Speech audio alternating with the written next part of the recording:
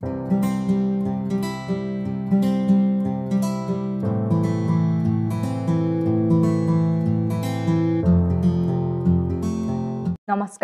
বন্ধু বান্ধৱীসকল ইজৰাগীতিলৈ আপোনালোকক স্বাগতম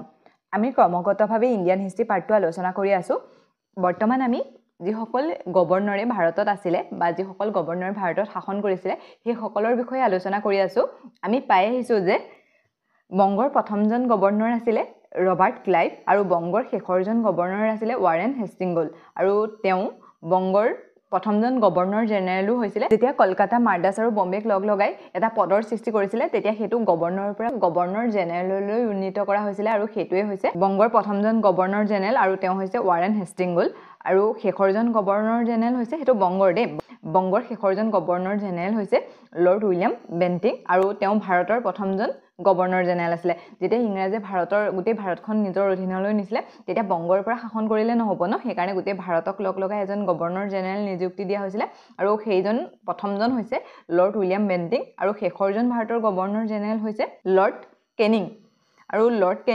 কেনিঙৰ সময়তে সিপাহী বিদ্ৰোহ হৈছিল আৰু সিপাহী বিদ্ৰোহৰ পাছতে কোম্পানীৰ শাসন নাইকিয়া কৰিছিল আৰু তাৰ হলনি ৰাজ্যৰ এজন সচিব নিযুক্তি দিয়া হৈছিল আৰু সেইজনক ভাইসৰ বুলি কোৱা হয় আৰু লৰ্ড কেনিঙে প্ৰথম ভাইসৰ আছিল শেষৰজন ভাইসৰ হৈছে মাউণ্টবেটেনৰ পাছতে ভাৰত স্বাধীন হয় আৰু তেওঁ স্বাধীন হোৱাৰ লগে লগে ইয়াৰ পৰা গুচি যোৱা নাছিল তেতিয়া ভাৰতে মানে সেই গভৰ্ণৰ পদটো নাইকিয়া কৰিছে ব্ৰিটিছৰ ৰাজ্যৰ সচিব ন সেইকাৰণে সেই পদটো নাইকিয়া কৰি প্ৰথম এটা গভৰ্ণৰ জেনেৰেল পদৰ আকৌ সৃষ্টি কৰিছিল আৰু সেই প্ৰথমজন গভৰ্ণৰ জেনেৰেল হৈছে মাউণ্টবেটেন আৰু শেষৰজন গভৰ্ণৰ হৈছে শ্ৰী ৰাজা গোপালাচাৰী আৰু গভৰ্ণৰ জেনেৰেল আছিল ভাৰতীয় লোক হিচাপে তেওঁ গভৰ্ণৰ জেনেৰেল পদত নিযুক্তি আছিল আৰু যেতিয়ালৈকে সংবিধান গঠন হোৱা নাছিল অৰ্থাৎ 1950 চনলৈকে তেওঁ গভৰ্ণৰ জেনেৰেল পদত অধিষ্ঠিত আছিল আজিৰ ভিডিঅ'টোত আমি লৰ্ড মিণ্টো দ্বিতীয়ৰ পৰা আলোচনা কৰিম লৰ্ড মিণ্টো দ্বিতীয়ই 1905 চনৰ পৰা 1910 চনলৈ ভাৰতৰ ভাইসৰ হিচাপে কাৰ্যনিৰ্বাহ কৰিছিল সেই সময়খিনিত বহুতকেইটা ঘটনা ঘটিছিল সেইকেইটাৰ ভিতৰত 1906 চনত মুছলিম লীগৰ স্থাপন হৈছিল আৰু মুছলিম লীগৰ নেতৃত্ব দিছিল আগা খান আৰু সালিমুল্লাহ খানে হেতু গঠন হৈছিল বাংলাদেশৰ ৰাজধানী ঢাকাত ইয়াৰ পাছত সেই সময়তে 1906 চনত যিখন কংগ্ৰেছৰ অধিৱেশন হৈছিল সেই কংগ্ৰেছৰ অধিৱেশনত দাদাভাই নৰজীয়ে স্বৰাজ শব্দটো পোনপ্ৰথমবাৰৰ বাবে ব্যৱহাৰ কৰিছিল ঠিক তেনেদৰে যেতিয়া 1907 চন হল 1907 চনত কংগ্ৰেছৰ যিখন অধিৱেশন হৈছিল সেই অধিৱেশনখন হৈছিল সুৰাটত আৰু সেইখনক সুৰাটৰ অধিৱেশন বুলি কোৱা হয় তাতেই বাল গংগাধৰ তিলক লালা লাজপত ৰায় বিপিন চন্দ্ৰ পালৰ নেতৃত্বত গৰম দলৰ গঠন হৈছিল মানে কংগ্ৰেছটো দুটা ভাগত বিভাজন হৈছিল হেতু মনত ৰাখিব কেতিয়া হৈছিল 1907 চনত সেই সময়ত গভৰ্ণৰ আছিল লৰ্ড মিণ্টো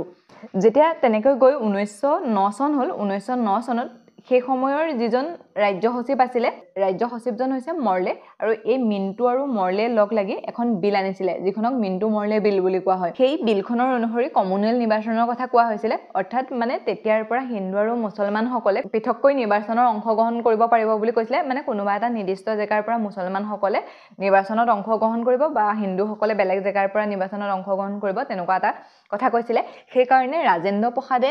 এই মিণ্টো দ্বিতীয়ক পাকিস্তানৰ জন্মদাতা আৰু সাম্প্ৰদায়িকতাবাদৰ জনক বুলি কৈছিল এই মিণ্টোৱে যে মুছলিম লীগক পৃথক নিৰ্বাচন দিলে আৰু হিয়ে গৈ পাছত পাকিস্তান হলগে সেইকাৰণে ৰাজেন্দ্ৰ প্ৰসাদে মহম্মদ জিন্নাক পাকিস্তানৰ জন্মদাতা বুলি নকয় এই মিণ্টোক মানে পাকিস্তানৰ জন্মদাতা বুলি কৈছিল সময়ত একেটাই ইম্পৰ্টেন্ট হয় তেওঁৰ সময়ত 1906 চনত মুছলিম লীগৰ গঠন হল 6 চনতেই দাদাভাই নৰজীয়ে স্বৰাজ শব্দটো পোনপ্ৰথমবাৰৰ বাবে উল্লেখ কৰিছিল 1907 চনত কংগ্ৰেছৰ বিভাজন হৈছিল 1909 চনত মৰলে মিণ্টো নামৰ এখন বিল আনিছিল আৰু যিখনৰ জৰিয়তে মুছলিম লীগক পৃথক নিৰ্বাচন কৰাৰ সুবিধা কৰি দিছিল এতিয়া আহো লৰ্ড হাৰ্ডিং দ্বিতীয় এতিয়া আমি এই যে দ্বিতীয় পাইছো তাৰ আগতো আমি হাৰ্ডিং বুলি এজন পাইছিলো ন সেইজন প্ৰথম আছিল তেওঁৰ সময়ত কি হৈছিল শিখৰ লগত যুদ্ধ হৈছিল আমি আলোচনা কৰি আহিছো এজন হৈছে দ্বিতীয় এওঁৰ কাৰ্যকাল আছিল 1910 চনৰ পৰা 1916 চনৰ মাজৰ সময়খিনি এওঁ সেই সময়ত দুটা ডাঙৰ ঘটনা হৈছিল সেইগিটাৰ ভিতৰত আমি গম পাইছো ন 1905 চনত বংগ বিভাজন কৰাৰ কথা কৈছিল বংগ বিভাজনৰ মূল উদ্দেশ্য আছিল যে বংগৰ লোকসকলৰ মাজত একতাটো নাইকিয়া কৰা আৰু এটো এনেকুৱাকৈ ভাগ কৰা হৈছিল এটা অংশত বেছি সংখ্যক মুছলমান লোকক ৰখা হৈছিল আৰু এটা অংশত বেছি সংখ্যক হিন্দু লোকক ৰখা হৈছিল যাতে তেওঁলোকৰ মাজত মতবিভেদ হয় হেলৈ বংগ বিভাজন কৰিছিল কিন্তু বংগ বিভাজনক লৈ বহুত বেছি আন্দোলন হৈছিল আৰু বংগ বিভাজনক লৈ স্বদেশী আন্দোলনৰ ষ্টাৰ্ট হৈছিল ইয়াৰ মূল মন্ত্ৰ আছিলে বিদেশী বস্তু বহিষ্কাৰ কৰা আৰু ইমান বেছি বহুত বেছি আন্দোলন হৈছিলে আৰু যেতিয়া লৰ্ড হাৰ্ডিং দ্বিতীয় আহিছিলে সেই সময়খিনিত প্ৰথম বিশ্বযুদ্ধ হৈছিলে আৰু তেতিয়া বংগৰ লোকসকলে ভাবিছিলে যে এইটোৱে ধুনীয়া সুবিধা মানে আমি বংগ বিভাজন উঠাই ল'ব লাগে তাক লৈ বহুত বেছি সেই সময়ত আন্দোলন হৈছিলে আৰু ব্ৰিটিছ চৰকাৰে বাধ্য হৈছিলে বংগ বিভাজনটো নাইকিয়া কৰিবলৈ যেতিয়া 1911 চন হৈছিলে সেই 1911 চনত তেওঁলোকে কৈছিলে যে আমি বংগৰ পৰা গোটেই ভাৰতখনক শাসন কৰা দিগদাৰ হ'ব সেইকাৰণে আমি ৰাজধানীটো দিল্লীলৈ লৈ যাব লাগিব যিটো মানে আগৰ পৰা ৰাজধানী দিল্লী আছিলে ন সেই দিল্লীলৈ ৰাজধানীটো লৈ যাব লাগিব আৰু তাৰ পৰা শাসন কৰিবলৈ সুবিধা হ'ব সেইকাৰণে তেওঁলোকে 1911 চনত ৰাজধানী বংগৰ পৰা কলকাতালৈ উঠাই নিয়া কথা কৈছিলে আৰু 1 জানুৱাৰী 1912 চনত দিল্লীলৈ ৰাজধানী লৈ গৈছিলে আৰু সেই দিল্লীলৈ ৰাজধানী যেতিয়া লৈ গৈছিলে তালৈ ব্ৰিটেনৰ ৰজা আৰু ৰাণীও আহিছিলে তাত মানে গোটেই দিল্লীখন বহুত ধুনীয়াকৈ সজাই তোলা হৈছিলে যিটোক দিল্লী দৰবাৰ বুলি কোৱা হয় আৰু সেই মিটিংখনতেই ৰবীন্দ্ৰনাথ ঠাকুৰৰ জনগণ মন অধি গীতটো গোৱা হৈছিলে আৰু তাতেই উল্লেখ কৰিছিলে যে আমি বংগ বিভাজনটো উঠাই দিম আৰু বংগক মানে যেনেকৈ বিভাজন কৰা হৈছিলে সেইটো বিভাজন কৰা নহয় বুলি কৈছিলে ঠিক আছে এওঁৰ সময়ত ইম্পৰ্টেণ্ট সেইটোতে বংগ বিভাজনটো উঠাই লোৱা হৈছিলে আৰু ৰাজধানী মানে দিল্লী দৰবাৰ সজোৱা হৈছিলে অৰ্থাৎ ৰাজধানী বংগৰ পৰা দিল্লীলৈ লৈ অহা হৈছিলে এওঁৰ সময়ত মদন মোহন মালবীয় যাক আমি মহামান্না নামেৰে জানো সেই তেওঁ 1915 চনত হিন্দু মহাসভা স্থাপন কৰিছিলে আৰু 1916 চনত বাৰাণসী হিন্দু বিশ্ববিদ্যালয় প্ৰতিষ্ঠা কৰিছিলে আৰু এইটো মনত ৰাখিব দেই এইটো কোনে কৰিছিলে সেইটো সোধে 1915 চনত হিন্দু মহাসভা আৰু 1916 চনত বাৰাণসী হিন্দু বিশ্ববিদ্যালয় প্ৰতিষ্ঠা কৰিছিলে আৰু সেইটো কৰিছিলে মদন মোহন মালবীয়ে আৰু যিখন বিশ্ববিদ্যালয় স্থাপন কৰিছিলে তাৰ ভাইচ চেঞ্চেলৰ হিচাপে লৰ্ড হাৰ্ডিং দ্বিতীয়ক নিযুক্তি দিয়া হৈছিলে লৰ্ড চেমফৰ্ডৰ কাৰ্যকাল আছিলে 1916 চনৰ পৰা 1921 চনলৈকে এই সময়খিনিত বহুতকেইটা মানে ডাঙৰ ডাঙৰ ঘটনা ঘটিছিলে আমি পাই আহিছোঁ ন 1915 চনৰ 9 জানুৱাৰীত মহাত্মা গান্ধী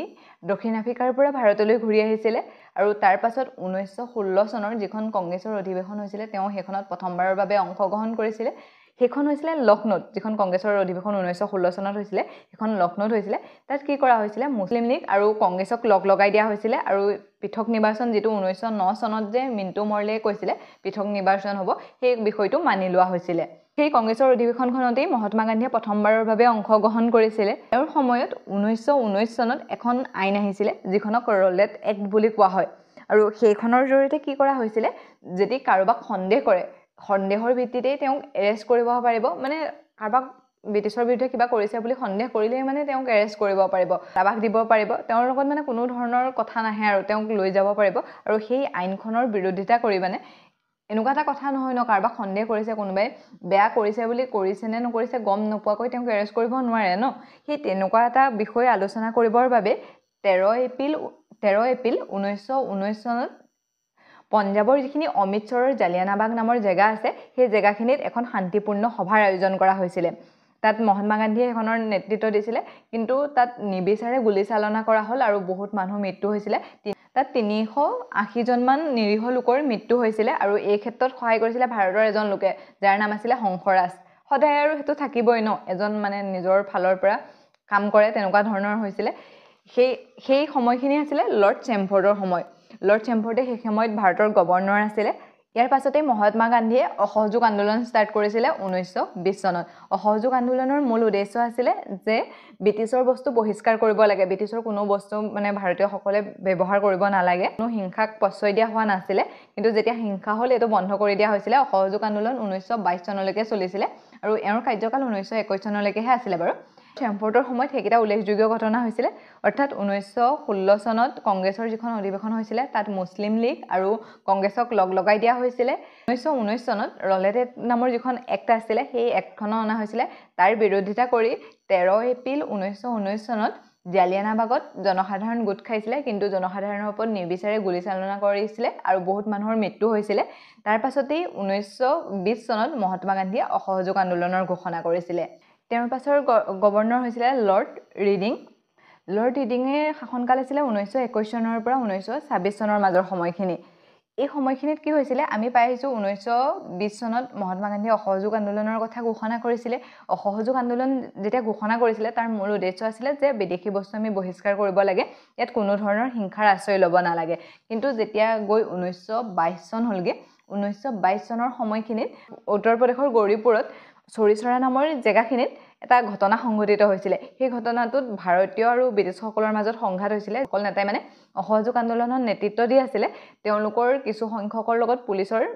বিভেদ হয় আৰু ভাৰতীয় লোকসকলে তেওঁলোকক থানালৈকে খেদি লৈ গৈছিলে থানালৈকে খেদি লৈ গৈ থানাৰ মানে এটা ৰুমত ভৰাই লৈ পেলাই জ্বলাই দিছিলে যিটোক চৌৰিচৰাৰ ঘটনা বুলি কোৱা হয় আৰু চৌৰিচৰাৰ ঘটনাৰ পাছতে মহাত্মা গান্ধীয়ে অসহযোগ আন্দোলন স্থগিত কৰিছিলে কাৰণ ইয়াত হিংসাৰ আশ্ৰয় লোৱাৰ কথা কোৱা নাছিলে ন সেইকাৰণে এইটো বন্ধ কৰি দিয়া হৈছিলে আৰু সেই সময়খিনি আছিলে লৰ্ড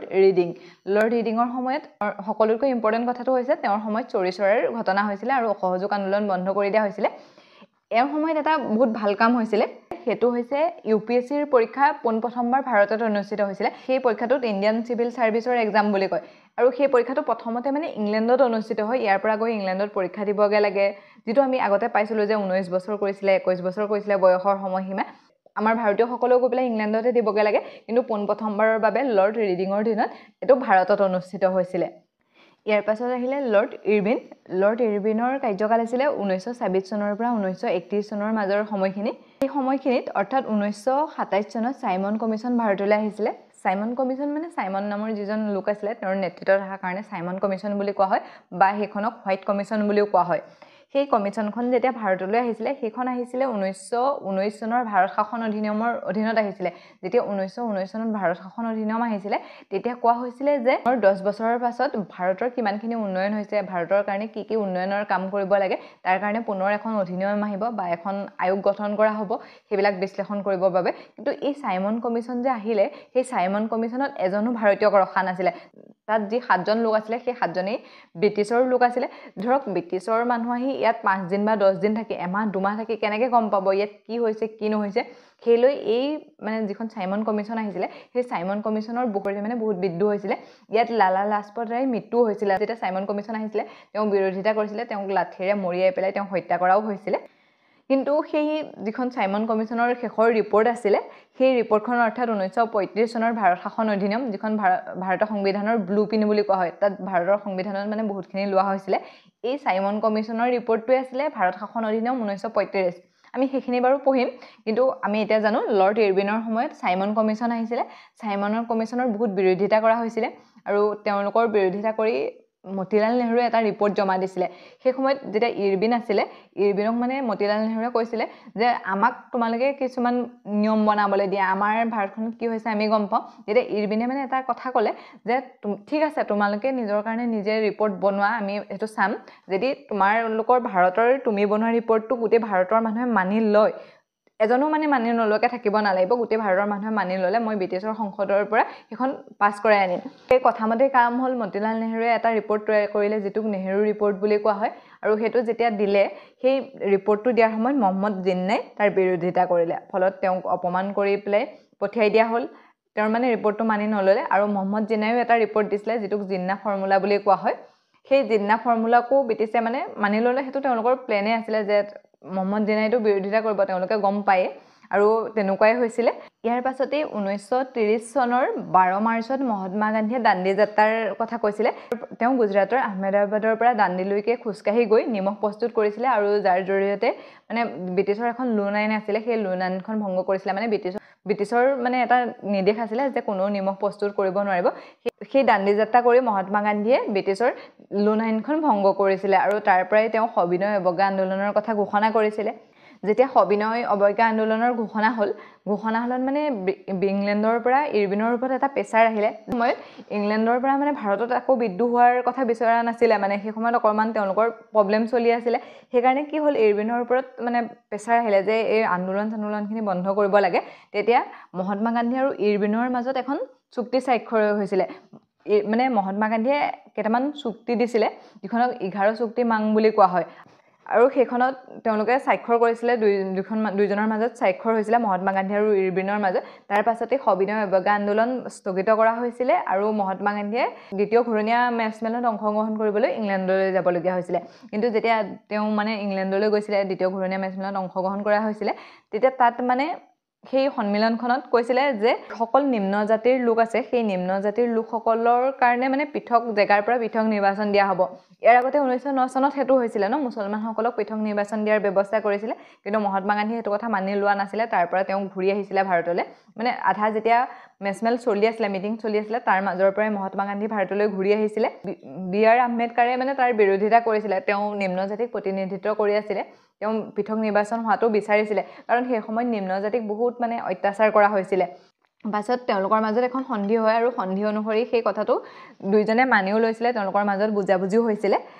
আৰু এই লৰ্ড ইৰবিনৰ সময়ত এখন এক্ট আহিছিলে যিখনক সাৰদা এক্ট বুলি কোৱা হয় এইটো বহুত ভাল কাম হৈছিলে সেই সময়ত সাৰদা আইনখনৰ জৰিয়তে কি কৰা হৈছিলে ছোৱালীবিলাকক মানে বহুত সৰুতে বিয়া দিয়া হয় আৰু সেই সাৰদা আইনখনৰ জৰিয়তে ছোৱালীৰ বিয়াৰ বয়স 14 বছৰ আৰু ল'ৰাৰ বিয়াৰ বয়স 18 বছৰ কৰিছিলে ইৰবিনৰ সময়ত কি হৈছিলে গান্ধী আৰু ইৰবিনৰ মাজত এখন চুক্তি হৈছিলে যিখন চুক্তি অনুসৰি সবিনয় অৱজ্ঞা আন্দোলন স্থগিত কৰিবলগীয়া হৈছিলে সাইমন কমিছন আহিছিলে সাইমন কমিছনৰ বিৰোধিতা হৈছিলে এখন সাৰদা আইন বুলি এখন আইন আহিছিলে যাৰ জৰিয়তে মহিলাৰ বিবাহৰ নিম্নতম বয়স 14 বছৰ আৰু ল'ৰাৰ 18 বছৰ কৰা হৈছিলে ইয়াৰ পাছত আহিলে লৰ্ড উইলিংটনৰ শাসনকালটো আছিলে 1931 চনৰ পৰা 1936 চনলৈকে এৰ সময়তে যিখন ভাৰত শাসন অধিনিয়ম 1935 সেইখন আহিছিলে উইলিংটনৰ দিনতে ভাৰত শাসন অধিনিয়ম 1935 খন পাছ হৈ গৈছিলে আৰু যিখনৰ জৰিয়তে 1936 চনত ভাৰতৰ পৰা ম্যানমাৰক পৃথক কৰা হৈছিলে 1937 চনত প্ৰান্তীয় নিৰ্বাচন হৈছিলে আমি সেইখিনি পাই আহিছো ন 1935 চনৰ ভাৰত শাসন অধিনিয়মৰ দ্বাৰা কি কৰা হৈছিলে সময়ত তৃতীয় ঘূৰণীয়া মেছমেল হৈছিলে এটো দ্বিতীয় আছে দেই দ্বিতীয়ত নহয় তৃতীয় ঘূৰণীয়া মেছমেল হৈছিলে উইলিংটনৰ দিনত প্ৰথমখন আৰু দ্বিতীয়খন ঘূৰণীয়া মেছমেল হৈছিলে ইৰবিনৰ দিনত প্ৰথমখনত মহাত্মা গান্ধী বা কংগ্ৰেছৰ পৰা কোনেও প্ৰতিনিধিত্ব কৰা নাছিলে আৰু দ্বিতীয়খনত মহাত্মা গান্ধীয়ে প্ৰতিনিধিত্ব কৰিছিলে এৰ সময়ত সেইটোটাই ইম্পৰ্টেণ্ট 1935 চনৰ ভাৰত শাসন অধিনিয়মখন আহিছিলে আৰু ঘূৰণীয়া মেছমেল হৈছিলে যিখন তৃতীয়খন ঘূৰণীয়া মেছমেল তেওঁ হ'ল লৰ্ড লিনিথেগু 1936 চনৰ পৰা 1944 চনলৈকে ভাৰতৰ ভাইচৰয় হিচাপে কাৰ্যনিৰ্বাহ কৰিছিলে আৰু তেওঁ বহুত দীঘলীয়া এটা কাৰ্যকালৰ কাৰণে শাসন কৰিছিলে তেওঁৰ সময়ত বহুত কিবাকিবি হৈছিলে এইখিনি মনত ৰাখিব লাগিব আমি পাইছোৱে 1935 চনত ভাৰত শাসন অধিনিয়ম আহিছিলে তাৰ পাছতেই 1936 চনত ভাৰতৰ পৰা ম্যানমাৰক পৃথক কৰা হৈছিলে আৰু 1937 চনত ভাৰতৰ প্ৰান্তীয় নিৰ্বাচনৰ কথা ঘোষণা কৰা হৈছিলে সেই প্ৰান্তীয় নিৰ্বাচনত 10খন আসনৰ কাৰণে ভাৰতীয় লোকসকলে অংশগ্ৰহণ কৰিছিলে তাৰে 8খন কংগ্ৰেছে পাইছিলে আৰু 2খন মুছলিম লীগে পাইছিলে কিন্তু যেতিয়া 1939 চন হল 1939 চনত কি হল যেতিয়া দ্বিতীয় বিশ্বযুদ্ধ ঘোষণা কৰিলে তেতিয়া মানে ইংলেণ্ডৰ পৰা ক'লে যে ভাৰতৰ 3 লাখ সৈনিকে ইংৰাজৰ হৈ কাম কৰিব বা ইংৰাজৰ হৈ মানে যুদ্ধত অংশগ্ৰহণ কৰিব কিন্তু যেতিয়া মানে ইয়াৰ পৰা কোনো অনুমতি লোৱা নাছিলে যেতিয়া 8জন লোক আছে তেওঁলোকৰটো পাৰমিশন ল'ব লাগিব তেওঁলোকে প্ৰশাসনিক দায়িত্বত আছে আৰু পাৰমিশন নলোৱাকৈ তেওঁলোকে যেতিয়া 3 লাখ সৈনিকে অংশগ্ৰহণ কৰিব বুলি কৈছিলে তেতিয়া এই কংগ্ৰেছৰ 8জন সদস্যই পদত্যাগ কৰিছিলে আৰু সেই দিনটো আছিলে 22 ডিসেম্বৰ 1939 চন আৰু সেই দিনটোতে মুছলিম লীগে মুক্তি দিৱস হিচাপে পালন কৰিছিলে কাৰণ যেতিয়া তেওঁলোকে মানে এই দুখন এখন পালে ন তেতিয়াৰ পৰাই তেওঁলোকে কংগ্ৰেছৰ প্ৰতি বহুত ক্ষোভ হৈ গৈছিলে আৰু তাৰ পাছতে যেতিয়া কংগ্ৰেছে পদত্যাগ কৰিলে তেওঁলোকে ভাবিলে যে আমি এতিয়া মুক্তি পালো আৰু কংগ্ৰেছৰ পৰা আমি মুক্ত মানে তেতিয়াই তেওঁলোকে মুক্তি দিৱস পালন কৰিছিলে তাৰ পাছতে মহাত্মা গান্ধীয়ে 1940 চনত ব্যক্তিগত সত্যাগ্ৰহৰ কথা কৈছিলে যেটোক দিল্লী চলো আন্দোলন বুলি কোৱা হয় ইয়াৰ জৰিয়তে কি হৈছিলে এজন নেতাক নিৰ্বাচন কৰা হৈছিল আৰু সেই নিৰ্বাচন কৰা নেতাজনে মানে ব্ৰিটিছৰ বিৰুদ্ধে ভাষণ দিব মানুহ গুতে আৰু ভাষণ দিয়াৰ পাছত আৰু তেওঁ নিজকে গ্ৰেপ্তাৰ কৰোৱাই ল'ব মানে তেতিয়া এটো কৰা হৈছিলে যে ভাৰতীয় লোকসকলৰ মাজত যেটো ব্ৰিটিছৰ প্ৰতি ভয় ব্ৰিটিছে কি কৰে জেললৈ লৈ যোৱাৰ ভয়হে দেখুৱাই সেই ভয়টো নাইকিয়া কৰিব বিচাৰিছিলে আৰু মহাত্মা গান্ধীটো উকিলে জেললৈ যোৱাৰ পাছত তেওঁ উলিয়াই অনা হৈছিলে হেতু ব্যক্তিগত সত্যাগ্ৰহ আছিলে আৰু সেই 1940 চনতে মানে সেইবিলাক হৈ থকা দেখি পিনে দ্বিতীয় বিশ্বযুদ্ধ হৈ আছে লিনিথেগু এটা অফাৰ আনিছিলে যেটো আগষ্ট প্ৰস্তাৱ বুলি কোৱা হয় সেই আগষ্ট প্ৰস্তাৱ আনি পেলে কোৱা হৈছিলে হেতু আগষ্টৰ 8 তাৰিখে আনিছিলে কাৰণে হেতু আগষ্ট প্ৰস্তাৱ বুলি কোৱা হয় সেই প্ৰস্তাৱত কোৱা হৈছিলে যেতিয়া দ্বিতীয় বিশ্বযুদ্ধ শেষ হ'ব তাৰ পাছত ভাৰতক ডমিনিয়ন ষ্টেট হিচাপে ঘোষণা কৰা হ'ব আৰু সংবিধান সভা গঠন কৰা হ'ব কিন্তু ভাৰতে হেতু মানি লোৱা নাছিলে ডমিনিয়ন ষ্টেট বিচৰা নাছিলে পূৰ্ণ স্বৰাজ বিচাৰিছিলে সেইকাৰণে আগষ্ট প্ৰস্তাৱক তেওঁলোকে কেনসেল কৰিছে যে আমি আগষ্ট প্ৰস্তাৱ নামানো তাৰ পাছত কি হ'ল মহাত্মা গান্ধীয়ে 1942 চনৰ 8 আগষ্টত ভাৰতীয় আন্দোলনৰ কথা ঘোষণা কৰিলে ভাৰতীয় আন্দোলন হ'ল ভাৰতীয় আন্দোলনক আগষ্ট ক্ৰান্তি বুলিও কোৱা হয় হেতু 8 আগষ্টৰ পৰা ষ্টাৰ্ট হৈছিলে ইয়াত কি হৈছিলে ব্ৰিটিছসকলে 0 আৱাৰ্ছ বুলি অপাৰেচন চলাইছিলে যাৰ জৰিয়তে যিসকল মূল নেতা আছিলে সেই নেতাসকলক গ্ৰেপ্তাৰ কৰা হৈছিলে ৰাতিৰ ভিতৰত মানে কোনো গম নপোৱাকৈ গ্ৰেপ্তাৰ কৰা হৈছিলে আৰু তেওঁলোকে এটা প্ৰস্তাৱ লৈ আহিছিলে যেটো কিপছ মিছন বুলি কোৱা হয় কিপছ মিছন আহিছিলে হেতু ইংলেণ্ডৰ পৰা আহিছিলে আৰু ভাৰতৰ ভাইচৰয় আছিলে লিনিথেগু সেই লিনিথেগুৰ নেতৃত্বতে কিপছ মিছন আহিছিলে আৰু এই কিপছ মিছন আগষ্ট অফাৰৰ সৈতে একদম একে আছিলে আগষ্ট প্ৰস্তাৱত যিখিনি কথা কোৱা হৈছিলে কিপছ মিছনেও সেইখিনি একেখিনি কথাকে কৈছিলে সেইকাৰণে এইখনক মানে মহাত্মা গান্ধীয়ে পোষ্ট ডেটেড চেক বুলি কৈছিলে আৰু হেতু মানি লোৱা নহৈছিলে আৰু এই সময়তে যেতিয়া মানে লিনিথেগু গভৰ্ণৰ হৈ আছিলে সেই সময়তে লাহোৰত যিখন মুছলিম লীগৰ অধিৱেশন হৈছিলে সেই মুছলিম লীগৰ অধিৱেশনত মুছলমানসকলৰ বাবে পৃথক ৰাষ্ট্ৰৰ পোষকতা কৰিছিলে ঠিক আছে ইয়াৰ সময়ত কি হৈছিলে আগষ্ট প্ৰস্তাৱ আহিছিলে কিপছ মিছন আহিছিলে ভাৰত ত্যাগ আন্দোলন হৈছিলে দিল্লী চলো আন্দোলন হৈছিলে আৰু মানে প্ৰান্তীয় নিৰ্বাচন ম্যানমাৰক ভাৰতৰ পৰা পৃথক মানে বহুতখিনি ঘটনা ইয়াৰ সময়ত হৈছিলে মনত ৰাখিবলগীয়াকৈ ইয়াৰ পাছত আহিলে লৰ্ড বেভেল এওঁ লিনিথেগুৰ এজন সেনাপতি আছিলে যেতিয়া লিনিথেগুৰ ইয়াৰ পৰা ৰিটায়াৰ হ'ল বা লিনিথেগু ইয়াৰ পৰা গ'ল তেতিয়া বেবেলক ইয়াৰ দায়িত্ব দিয়া হ'ল বেবেলে 1943 চনৰ পৰা 1947 চনলৈকে আহিছিলে মাউণ্টবেটেন আহিছিলে মাউণ্টবেটেনে জাষ্ট মানে ভাৰত আৰু পাকিস্তানক বিভাজন কৰিলে আৰু স্বাধীনতা প্ৰদান কৰিলে এতিয়া লৰ্ড বেভেল আহিলে যেতিয়া লৰ্ড বেভেলে এখন যোজনা আনিছিলে যিখনক বেভেল যোজনা বুলি কোৱা হয় বা সেইখনক চিমনা সন্মিলন বুলি কোৱা হয় সেইখন হৈছিলে 1945 চনত সেই 1945 চনত যিখন চিমলাৰ অধিৱেশন হৈছিলে তাত তেওঁলোকে মানে কংগ্ৰেছ মুছলিম লীগ সকলোকে গোটাই পেলাই মানে আলোচনা কৰিছিলে যাতে ইয়াত ভাৰতত শান্তি স্থাপন কৰিব পাৰি আৰু তাত কোৱা হৈছিলে যে তেওঁলোকৰ যিখন ভাইচৰৰ সমিতি থাকে সেই সমিতিখনত 14 জন লোক থাকে সেই 14 জন লোকৰ 12 জন লোক ভাৰতৰ থাকিব বাকি যি দুজন থাকিব এজন সচিব আৰু এজন ভাইচৰ সেইকেইজন ইংলেণ্ডৰ পৰা হ'ব বাকি কেইজন ভাৰতৰ পৰা নিৰ্বাচন কৰা হ'ব তাৰে 6 জন মুছলমানসকলৰ পৰা থাকিব আৰু 6 জন অন্য ধৰ্মৰ পৰা থাকিব এই 6 জন মুছলমান লীগে নিজৰ পৰা কৈ দিলে যে আমুক হ'ব তেনেকৈ 6 জন কোনো প্ৰবলেম নাছিলে কিন্তু যে ইয়াত যে অন্য ধৰ্মৰ পৰা থাকিব বুলি ক'লে সেই অন্য ধৰ্মৰ পৰা থকাখিনি কংগ্ৰেছে নিৰ্বাচন কৰিছিলে তাত মুছলমান লোককো ৰখা হৈছিলে কিন্তু এই যে মুছলিম লীগে ক'লে মুছলিম লীগে মানে তাৰ প্ৰতিবাদ কৰিলে যদি তোমালোকৰ তাত এজন মুছলিম লোক ৰাখিবলৈ হয় তেনেহ'লে সেইজন আমাৰ মুছলিম লীগৰ পৰা হ'ব লাগিব তোমালোকৰ তাৰ পৰা নহ'ব সেইকাৰণে সেই যোজনাখন বিফল হ'ল সেই যোজনাখন কামত নাহিলে আৰু তাক লৈ চিঞৰ-বাখৰ হৈ মানে এখন বন্ধ হৈ গ'ল লৰ্ড বেবেলৰ দিনত সেই বেবেল যোজনাখন আহিছিলে আৰু ইয়াৰ সময়তে ইংলেণ্ডত লেবাৰ পাৰ্টিও জিকিছিল আৰু প্ৰধানমন্ত্ৰী হৈছিলে ক্লেমেণ্ট হেডলিয়ে মানে নিৰ্বাচনৰ আগতে কৈছিলে যদি তেওঁ শাসনলৈ আহে তেতিয়া ভাৰতখন স্বাধীন কৰা হ'ব তেওঁ ভাৰতখন স্বাধীন কৰিবৰ বাবে মাউণ্টবেটেনক পঠিয়াইছিলে আৰু মাউণ্টবেটেনে ভাৰতলৈ আহি পেলাই ভাৰত আৰু পাকিস্তানক বিভাজন কৰি মানে ক্ষমতাৰ বিভাজন কৰি পেলাই ভাৰতখনক স্বাধীন কৰিছিলে তাৰপিছত আহিলে লৰ্ড মাউণ্টবেটেন আমি পাইছোঁৱে লৰ্ড মাউণ্টবেটেনক মানে ভাৰতখন স্বাধীন কৰিবৰ বাবে পঠিওৱা হৈছিলে তেওঁ শেষৰজন ভাইচৰ আছিলে ভাৰতৰ যেতিয়া তেওঁ আহি পেলাই তেওঁ প্ৰথম অৱস্থাত পাকিস্তান গঠনৰ কাৰণে ইমান ইচ্ছুক নাছিলে বাৰু কিন্তু জিন্নাই মানে সেই কথাটো কোনো পধ্যে মানি ল'বলৈ নোখোজে আৰু ইংলেণ্ডৰ পৰাও এটা প্ৰেছাৰ আহিলে যে ভাৰত আৰু পাকিস্তানক ভাগ কৰিয়ে স্বাধীনতা দিব লাগে আৰু সেইটোৱে হ'ল প্ৰথম অৱস্থাত 1948 চনত ভাৰত স্বাধীন কৰাৰ কথা আছিলে 1947 চনত ভাৰতখনক স্বাধীন কৰিছিলে মাউণ্টবেটেনে আৰু ইয়াৰ পাছতো তেওঁ অলপ দিন ভাৰতত আছিলে ইয়াৰ পৰা তেওঁ গুচি গৈছিলে ইয়াৰ পাছতেই ভাৰতৰ এজন লোকক গভৰ্ণৰ হিচাপে নিযুক্তি দিয়া হৈছিলে তেওঁ ৰাজা গোপালাচাৰী আছিলে আৰু তেওঁ মানে 1950 চনলৈকে যে সংবিধানখন কমপ্লিট হোৱা নাছিলে তেতিয়ালৈকে তেওঁ ভাৰতৰ গভৰ্ণৰ হিচাপে হৈ আছিল আৰু তাৰ পাছতে ৰাজেন্দ্ৰ প্ৰসাদক ৰাষ্ট্ৰপতি দিয়া হয় আৰু আমাৰ বৰ্তমানৰ চৰকাৰ ব্যৱস্থা সেই চৰকাৰ ব্যৱস্থাটো আহিছিলে আৰু আমি মানে এতিয়া ক'বলৈ হ'লে শেষৰজন গভৰ্ণৰ হৈছে ৰাজা গোপালাচাৰী ঠিক আছে আজিৰ ইম্পৰ্টেণ্ট কেইটা এবাৰ চাই লওঁ লৰ্ড মিণ্টুৰ সময়ত 1906 চনত মুছলিম লীগৰ স্থাপন হৈছিলে আৰু 1909 চনত তেওঁলোকে এখন বিল আনিছিলে যিখনক মৰ্লি মিণ্টু বিল বুলি কোৱা হয় আৰু সেই বিলখনৰ অনুসৰি মুছলমান আৰু হিন্দুসকলক পৃথক নিৰ্বাচনৰ সুবিধা কৰি দিয়া হৈছিলে সেইকাৰণে এই মিণ্টুক পাকিস্তানৰ জন্মদাতা বুলি কোৱা হয় বা সাম্প্ৰদায়িকতাবাদৰ জনক বুলি কোৱা হয় আৰু তেওঁৰ সময়তে কংগ্ৰেছৰ চুৰাটৰ অধিৱেশন হৈছিল আৰু তাত কংগ্ৰেছৰ বিভাজন হৈছিল নৰম দল আৰু গৰম দল হিচাপে দুটা ভাগত বিভক্ত হৈছিল লৰ্ড হাৰ্ডিং দ্বিতীয়ৰ সময়ত যিটো বংগ বিভাজন কৰা হৈছিল 1905 চনত সেই বংগ বিভাজন উঠাই লোৱা হৈছিল আৰু ৰাজধানী বংগৰ পৰা দিল্লীলৈ লৈ যোৱা হৈছিল অৰ্থাৎ দিল্লী দৰবাৰ সজোৱা হৈছিল 1911 চনত ৰাজধানী বংগৰ পৰা দিল্লীলৈ লৈ যাব বুলি কোৱা হৈছিল আৰু 1912 চনৰ 1 জানুৱাৰীৰ দিনাখন দিল্লীলৈ লৈ যোৱা হৈছিল সেই দিল্লী দৰবাৰতেই ৰবীন্দ্ৰনাথ ঠাকুৰৰ জনগণ মন অধি গীতটো পোনপ্ৰথমবাৰৰ বাবে গোৱা হৈছিল তাৰ সময়তে মদন মোহন মালবীয় 1915 চনত হিন্দু মহাসভা আৰু 1916 চনত বাৰাণসী হিন্দু বিশ্ববিদ্যালয় স্থাপন কৰিছিল আৰু তাৰ ভাইচ চেঞ্চেলৰ হিচাপে লৰ্ড হাৰ্ডিং দ্বিতীয়ক নিযুক্তি দিয়া হৈছিল লৰ্ড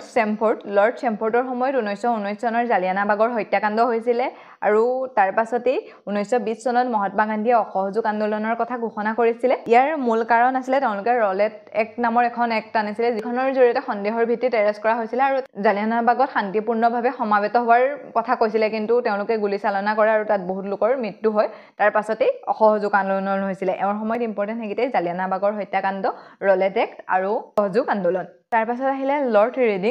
ৰিডিঙৰ সময়ত যিটো ইণ্ডিয়ান চিভিল ছাৰ্ভিচৰ এক্সাম সেইটো ভাৰতত প্ৰথমবাৰৰ বাবে অনুষ্ঠিত কৰা হৈছিলে আৰু তেওঁৰ সময়তেই চৌৰি চৌৰাৰ ঘটনা সংঘটিত হৈছিলে 1922 চনত আৰু তাৰ পাছতেই মহাত্মা গান্ধীয়ে অসহযোগ আন্দোলনৰ স্থগিত কৰাইছিলে লৰ্ড ইৰবিনে 1926 চনৰ পৰা 1931 চনলৈকে ভাৰতৰ ভাইচৰয় হৈ আছিলে আৰু সময়ত চাইমন কমিশ্যন আহিছিলে যিখনত ভাৰতলৈ বহুত বিদ্ৰোহ কৰা হৈছিলে কাৰণ চাইমন কমিশ্যনত গোটেইকেইজন ইংৰাজক ৰখা হৈছিলে যিজন 7জন সদস্য আছিলে সেই 7জন সদস্য কেৱল ইংৰাজী আছিলে আৰু গান্ধী আৰু ইৰবিনৰ মাজত এখন চুক্তি হৈছিলে যিখনক গান্ধী ইৰবিন চুক্তি বুলি কোৱা হয় সেইখন হৈছিলে 1931 চনত এই চুক্তি অনুসৰি মহাত্মা গান্ধীয়ে দ্বিতীয় ঘূৰণীয়া মেচমেলত অংশগ্ৰহণ কৰিবলৈ গৈছিলে অৱজ্ঞা আন্দোলনৰ কথা ঘোষণা কৰিছিলে সেই সবিনয় অৱজ্ঞা আন্দোলন উঠাই লৈছিলে এওঁৰ সময়তে গান্ধীজীয়ে দাণ্ডি যাত্ৰা কৰিছিলে আৰু ইংৰাজৰ লোন আইন ভংগ কৰিছিলে ইৰবিনৰ সময়ত শাৰদা আইনখন আহিছিলে যাৰ জৰিয়তে ছোৱালীৰ বিয়াৰ বয়স 14 বছৰ আৰু ল'ৰাৰ বিয়াৰ বয়স 18 বছৰ নিৰ্ধাৰণ কৰা হৈছিলে লৰ্ড উইলিংটনৰ সময়ত তৃতীয় ঘূৰণীয়া মেচমেল অনুষ্ঠিত হৈছিলে আৰু ভাৰত শাসন অধিনিয়ম 1935 আহিছিলে লিনিথিগৰ সময়ত 1939 চনত দ্বিতীয় বিশ্বযুদ্ধ আৰম্ভ হৈছিলে আৰু তাত ভাৰতৰ 3 লাখ সৈনিকে অংশগ্ৰহণ কৰিব বুলি তেওঁলোকে ঘোষণা কৰিছিলে কিন্তু তাক লৈ ভাৰতত বিদ্ৰোহ সৃষ্টি হ'ল যিকেইজন কংগ্ৰেছৰ পৰা প্ৰতিনিধিত্ব কৰিছিলে 8জন সেই 8জনেই পদত্যাগ কৰিছিলে আৰু তাৰ পাছতেই 1940 চনত আগষ্ট প্ৰস্তাৱ বুলি এটা প্ৰস্তাৱ আনিছিলে বা এটা অফাৰ আনিছিলে ভাৰতৰ কাৰণে তাৰ জৰিয়তে কোৱা হৈছিলে যে দ্বিতীয় বিশ্বযুদ্ধত যদি ভাৰতে অংশগ্ৰহণ কৰে তেতিয়া দ্বিতীয় বিশ্বযুদ্ধ শেষ হ'ব তাৰ পাছতে ডমিনিয়ন ষ্টেট হিচাপে ভাৰতক ঘোষণা কৰা হ'ব আৰু সংবিধান সভা গঠন কৰা হ'ব কিন্তু এই কথাটো মানি লোৱা হোৱা নাছিলে আৰু মহাত্মা গান্ধীয়ে 1942 চনত ভাৰতীয় আন্দোলনৰ কথা উল্লেখ কৰিছিলে কিন্তু তাৰ পাছতেই লিনিথিগৰ নেতৃত্বত পুনৰ এটা প্ৰস্তাৱনা হৈছিলে যেটো ক্ৰিপছ প্ৰস্তাৱ বুলি কোৱা হয় আৰু সেই ক্ৰিপছ প্ৰস্তাৱটো আগষ্ট অফাৰৰ সৈতে একদম একে আছিলে সেইকাৰণে মহাত্মা গান্ধীয়ে তাক পোষ্ট ডেটেড চেক বুলি কৈছিলে আৰু হেতু মানি লোৱা হোৱা নাছিলে এৰ সময়তে মুছলিম লীগৰ যিখন লাহোৰৰ অধিৱেশন হৈছিলে সেই লাহোৰৰ অধিৱেশনতে পৃথক ৰাষ্ট্ৰৰ কথা প্ৰথমবাৰৰ বাবে উল্লেখ কৰা হৈছিলে লৰ্ড বেবেল লিনিথিগৰ সেনাপতি আছিলে লিনিথিগৰ পাছতে বেবেলক ভাৰতৰ গভৰ্ণৰ পতা হয় তেওঁৰ সময়ত চিমলা সন্মিলন হৈছিলে যেটোক বেবেল যোজনা বুলিও জনা যায় সেই তাত তেওঁলোকে এটা মানে অফাৰ দিছিলে যে তেওঁলোকৰ ভাইচৰ সমিতিৰ যি 14জন সদস্য আছে তাৰে 12জন ভাৰতীয় থাকিব আৰু 6জন মুছলমান আৰু 6জন অন্য ধৰ্মৰ থাকিব কিন্তু তাক লৈ বিৰোধিতা হোৱা দেখি হেতু কামত নাহিলে তাৰ পাছৰ গভৰ্ণৰ হৈছে লৰ্ড মাউণ্টবেটেনে ভাৰতত আহি ভাৰতক স্বাধীনতা প্ৰদান কৰিছিলে তেওঁ ভাৰত আৰু পাকিস্তানক বিভাজন কৰি পেলাই ভাৰতক স্বাধীনতা প্ৰদান কৰিছিলে তেওঁ ভাৰত স্বাধীন হোৱাৰ পাছতো ইয়াৰ পৰা গুচি যোৱা নাছিলে তেওঁ অলপ দিন ইয়াতে আছিলে আৰু তেওঁৰ পাছত ভাৰতৰ এজন লোকক গভৰ্ণৰ পদত নিযুক্তি দিয়া হৈছিলে তেওঁ হৈছে ৰাজা গোপালাচাৰী তেওঁ যেতিয়ালৈকে আমাৰ সংবিধানখন প্ৰস্তুত হৈ উঠা নাছিলে তেতিয়ালৈকে ভাৰতৰ গভৰ্ণৰ হিচাপে নিযুক্তি দিয়া হৈছিলে তেওঁ আৰু তাৰ পাছতেই আমাৰ ৰাষ্ট্ৰপতি আহে আৰু ৰাষ্ট্ৰপতিৰ সময়ৰ পৰা আমাৰ যেটো আমাৰ গণতান্ত্ৰিক শাসন ব্যৱস্থা সেই শাসন ব্যৱস্থাটো আৰম্ভ হয় আৰু ইংৰাজ শাসনৰ অন্ত পৰে আছে আজিলৈ ইমানতে এৰিছো অন্য এটা ভিডিঅত লগ পোৱাৰ প্ৰতিশ্ৰুতিৰে